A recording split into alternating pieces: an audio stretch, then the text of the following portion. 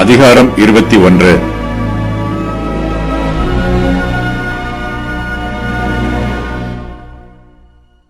இஸ்ரவேலின் சேனை இதுவரையிலும் வனாந்திரத்தில் பிரயாணம் பண்ணினார்கள். இப்போது அவர்கள் வனாந்திரத்தை விட்டு வெளியேறி ஜனங்கள் வாசம் பண்ணுகிற பட்டணங்களுக்குள் பிரவேசிக்க ஆயத்தமாய் இருக்கிறார்கள். கர்த்தர் இஸ்ரவேல் ஜனத்தாருக்கு வாக்கு பண்ணியிருக்கிற கானான் தேசத்தின் எல்லைக்கருகே அவர்கள் வந்திருக்கிறார்கள். இஸ்ரவேல் புத்திரர் கானானியனாகிய ஆராத் ராஜாவை சங்காரம் பண்ணுகிறார்கள். இஸ்ரவேல் புத்திரர் தேவனுக்கும் மோசேக்கும் விரோதமாக முறுமுறுக்கிறார்கள்.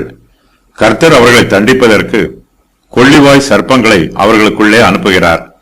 கர்த்தருடைய ஆலோசனையின் பிரகாரம் மோசே ஒரு வெண்கல சர்ப்பத்தை உண்டாக்குகிறார். சர்ப்பம் ஒருவனை கடித்தபோது அவன் அந்த வெண்கல சர்ப்பத்தை நோக்கி பார்த்து பிழைக்கிறான்.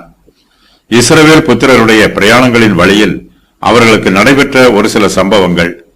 இஸ்ரவேல் புத்திரர் எமோரியரின் ராஜாவாகிய சீகோனையும் பாசானின் ராஜாவாகிய ஓகையும் முறியடித்து அவர்களுடைய தேசத்தை கட்டிக்கொள்கிறார்கள்.